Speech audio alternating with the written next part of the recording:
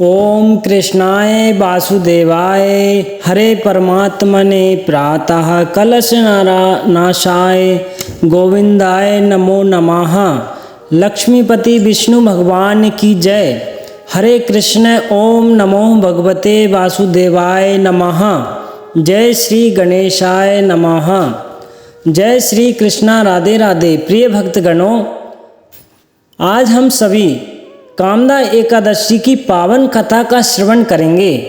अगर आप यह पवित्र मनोवांछित फल देने वाली कथा, सभी कष्टों को हरने वाली व्रत कथा का श्रवण कर रहे हैं तो कथा को पूरा और आखिरी तक ध्यान से सुना। कथा को पूरा और ध्यान से सुनने से मन चाहा फल, सुख, समृद्धि, धन, वैभव की प्राप्ति तथा जीवन के सभी कष्टों का समाधान होगा।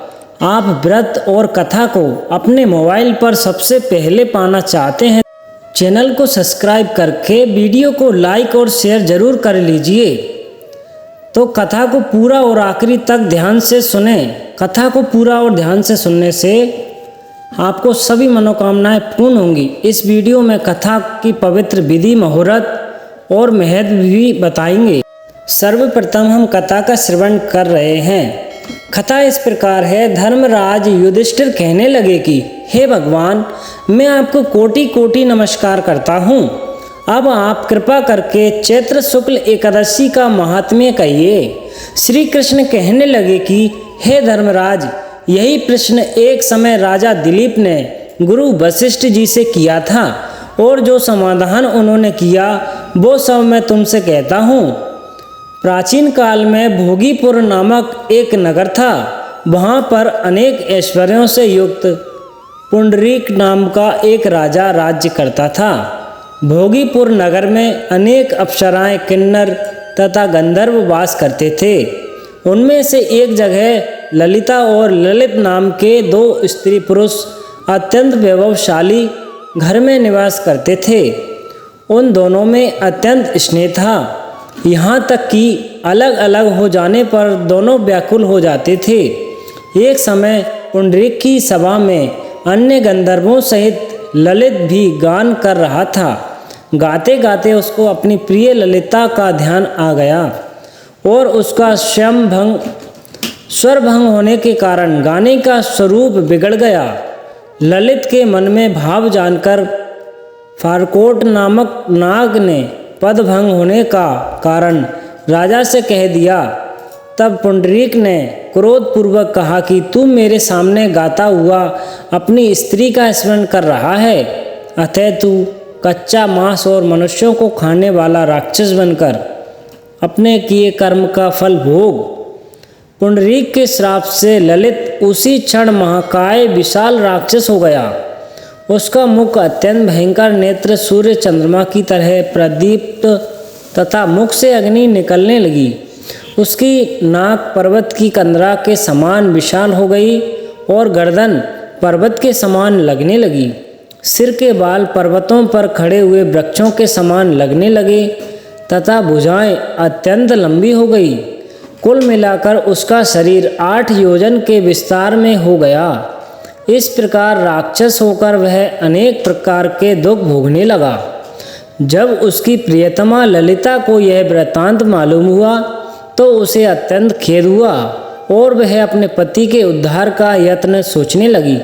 वह राक्षस अपने अनेक प्रकार के घोर दुख सहता हुआ घने वनों में रहने लगा।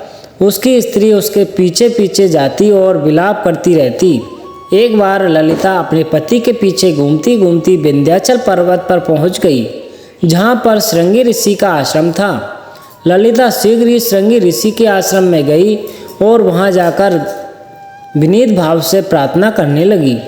उसे देखकर श्रृंगी ऋषि बोले कि हे सुभगे, तुम कौन हो? हे मुनि, मेरा नाम ललिता है। मेरा पति राजा पुंडरीक के श्राप से विशालकाय राक्षस हो गया है। इसका मुझको महान दुख है। उसके उद्धार का कोई उपाय बतलाइए। श्रृंगी ऋषि बोले, हे गंधर्व कन्या, अब चैत्र शुक्ल एकादशी आने वाली है, जिसका नाम कामदा एकादशी है। इसका व्रत करने से मनुष्य के सर्व कार्य सिद्ध होते हैं। यदि तू कामदा एकादशी का व्रत कर उसके पुण्य का फल अपने पति को दे दे तो वह शीघ्र ही राक्षस योनि से मुक्त हो जाएगा और राजा का श्राप भी अवश्यमेव शांत हो जाएगा। मुनि के ऐसे वचन सुनकर ललिता ने चैत्र शुक्ल एकादशी आने पर उसका व्रत किया और द्वादशी को ब्राह्मणों के सामने अपने व्रत का फल अपने पति को देती हुई भगवान से इस प्रकार प्रार्थना करने लगी, हे प्रभु, मैंने जो यह व्रत किया है इसका फल मेरे पति देव को प्राप्त हो जाए जिससे वह राक्षस योनि से मुक्त हो जाएं। एकादशी का फल देते ही उसका पति राक्षस योनि से मुक्त होकर अपने सुंदर वस्त्राभूषणों से युक्त होकर ललिता के साथ विहार करने लगा। उसके पश्चात वे दोनों विमान में बैठकर स्वर्गलोक को चले गए। वशिष्ठ मुनि कहने लगे कि हे राजन, इस व्रत को विधि पूर्वक करने से समस्त पाप नष्ट हो जाते हैं तथा राक्षस आदि की योनि भी छूट जाती है। संसार में इसके बराबर कोई और दूसरा व्रत नहीं है। इसकी कथा पढ़ने और सुनने से वाजपेयी यज्ञ का फल प्राप्त होता है। इस दिन भगवान विष्णु संग माता लक्ष्मी की पूजा अर्चना की जाती है। साथ ही उनके निर्मित एकादशी व्रत रखा जाता है। कामदा एकादशी व्रत करने से साधक को 100 यज्ञों तुल्य फल प्राप्त होता है। साथ ही ब्रह्मवद दोष से भी मुक्ति मिलती है। इसके अलावा व्यक्ति द्वारा किए गए सभी पाप नष्ट हो जाते हैं। अतः साधक कामदा एकादशी पर आराध्य भगवान विष्णु की पूजा करते हैं। हर वर्ष चैत्र माह के शुक्ल पक्ष की एकादशी तिथि को कामदा एकादशी मनाई जाती है। इसके अनुसार इस साल 19 अप्रैल को कामदा एकादशी है। इस दिन भगवान विष्णु संग माता लक्ष्मी की पूजा अर्चना की जाती है। साथ ही उनके निर्मित एकादशी व्रत रखा जाता है। धार्मिक मत है कि कामदा एकादशी व्रत करने से साधक को 100 यज्ञों के तुल्य फल प्राप्त होता है। साथ ही ब्रह्मवद दोष से भी मुक्ति मिलती है। इसके अलावा व्यक्ति द्वारा किए गए सभी पाप नष्ट हो जाते हैं। अतः साधक कामदा एकादशी पर आराध्य भगवान विष्णु की पूजा करते हैं। आइए कामदा एकादशी की तिथि, मुहूर्त एवं पूजा विधि जानते हैं। चैत्र माह के शुक्ल पक्ष की एकादशी तिथि 18 अप्रैल को शाम 5:31 पर शुरू होगी और अगले दिन 19 अप्रैल को शाम काल 8:04 पर समाप्त होगी। उदय तिथि मान होने के चलते 19 अप्रैल को कामदा एकादशी मनाई जाएगी। साधक जो है 20 अप्रैल को सुबह 5:50 से लेकर 8:26 के मध्य व्रत खोल सकते हैं। इस समय में स्नान ध्यान कर भगवान विष्णु की पूजा करें। इसके पश्चात ब्राह्मणों को दान देकर पारण करें। प्रिय भक्तगण, अब हम आरती का श्रवण करेंगे। ओम जय एकादशी, जय एकादशी, जय एकादशी माता, विष्णु पूजा व्रत को धारण कर शक्ति मुक्ति पाता।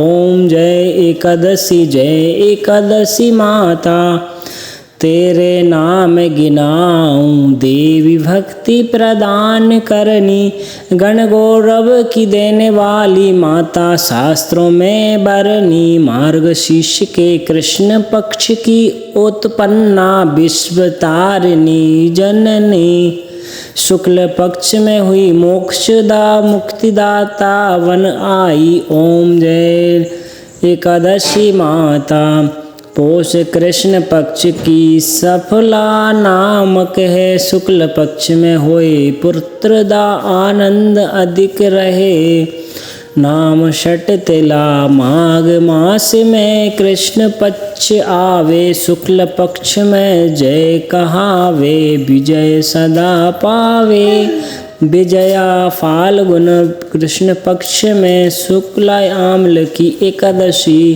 पाप मोचनी कृष्ण पक्ष में चैत्र महावली की, चैत्र शुक्ल पक्ष में नाम कामदा धन देने वाली, नाम बरूथनी कृष्ण पक्ष में बैसाख महावाली, शुक्ल पक्ष में होए मोहिनी अपराजेष्ट, कृष्ण पक्ष नाम निर्जला सब सुख करनी। शुक्ल पक्ष रखी ओम जय एकादशी माता, योगिनी नाम आषाढ़ में जानो कृष्ण पक्ष करनी। देव शयनी नाम कहायो शुक्ल पक्ष धरनी। कामिका श्रावण मास में आवे, कृष्ण पक्ष कहिए। श्रावण शुक्ल होए पवित्र, आनंद से रहिए। अजा भाद्रपद कृष्ण पक्ष की परिवर्तनी। शुक्ला इंद्रा आश्विन कृष्ण पक्ष में व्रत से भव सागर निकला। पापा कुशा है शुक्ल पक्ष में आप हरनहारी। रमा मास कार्तिक में आवे सुखदायक भारी। देवोत्थानी शुक्ल पक्ष की दुख नाशक मैया। पावन मास में करूं विनती पार करो नैया। परमा कृष्ण पक्ष में होती जन मंगल करनी। शुक्ल मास में होए पद्मिनी दुख दारिद्र हरणी। जो कोई आरती एकादशी की भक्ति सहित गावे, जन गुरुदीता स्वर्ग का वास निश्चय वह पावे। ओम जय एकादशी माता। प्रिय भक्तगण, उम्मीद है आप सभी को यह कथा पसंद आई होगी। अगर आप इसी तरह की पौराणिक कथाएं सबसे पहले अपने मोबाइल पर पाना चाहते हैं तो वीडियो को लाइक करके चैनल को सब्सक्राइब कर लीजिए। साथ ही कमेंट्स में ओम नमो भगवते वासुदेवाय नमः लिख दीजिए।